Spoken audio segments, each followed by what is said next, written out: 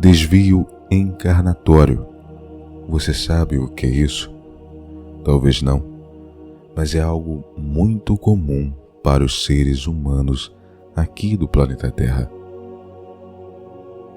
Antes de contar uma história que fará você refletir sobre as atitudes que você vem tomando na sua vida, eu peço a sua inscrição e o seu like para auxiliar na divulgação deste vídeo em específico, porque com certeza este é um assunto muito importante e ajudará muitas pessoas a refletirem as suas posições atuais. Poderia, por acaso, uma pessoa fugir ao programa reencarnatório por ela mesma traçado? E a resposta é sim. E o fato parece que é mais comum do que imaginamos. A razão disso é que o ser humano é dotado da capacidade de tomar decisões e, em determinadas situações, pode perfeitamente desviar-se do rumo inicialmente projetado.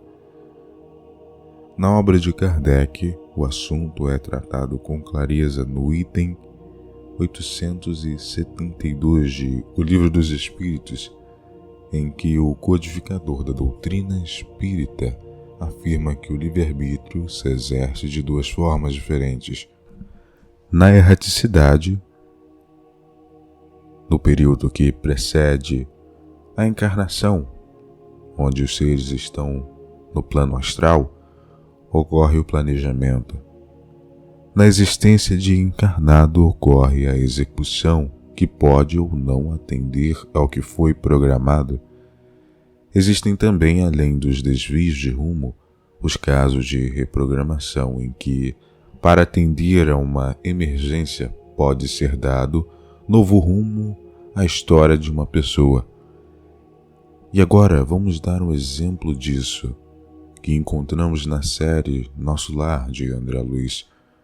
Um dos casos é quando o esposo se suicida, deixando a mulher sem o apoio necessário ao cumprimento de suas tarefas. Um segundo matrimônio na vida dessa mulher pode perfeitamente ser estabelecido com a ajuda dos protetores espirituais. Quanto à fuga do programa reencarnatório, cita-se como um exemplo marcante o caso de Otávio, narrado no capítulo 7 do livro Os Mensageiros, que adiante irei resumir.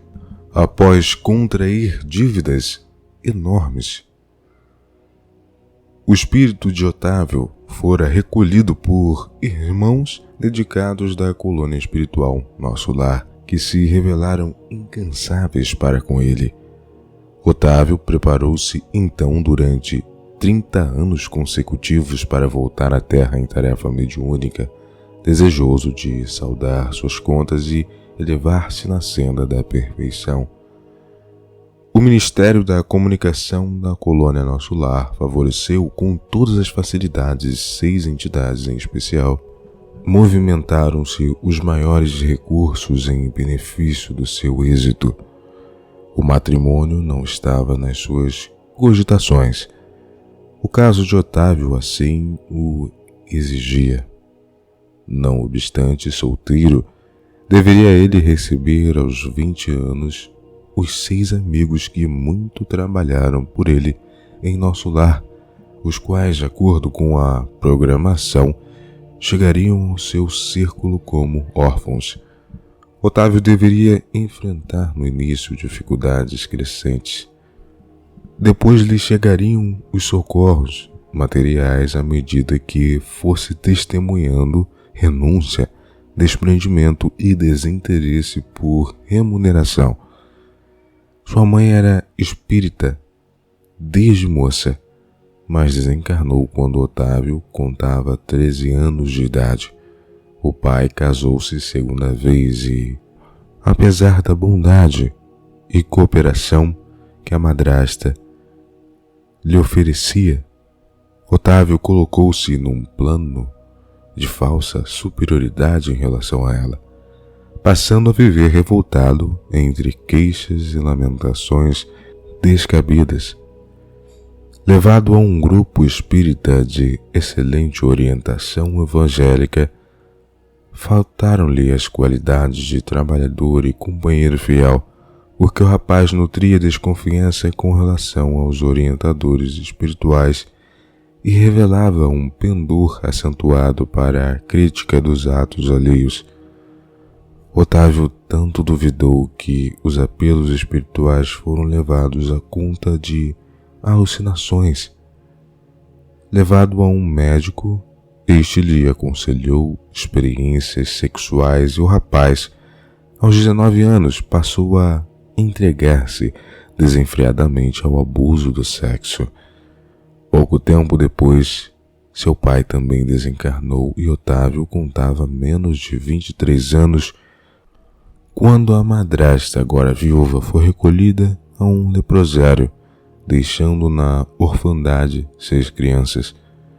Com a mulher fora do lar, era Otávio quem deveria cuidar dos meninos, mas, tomado de horror, ele afastou-se de casa, abandonando-os definitivamente, sem refletir que lançava a um destino incerto exatamente os 6 amigos generosos que tanto o ajudaram na colônia Nosso Lar. Fugindo assim ao programa meticulosamente traçado, o rapaz se envolveu com uma mulher, casou-se com ela e recebeu como filho uma entidade monstruosa ligada à esposa, criatura de condição muito inferior à sua.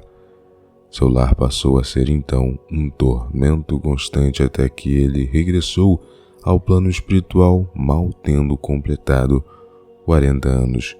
Roído pela sífilis, pelo álcool e pelos desgostos, sem nada haver feito de útil para o seu futuro eterno.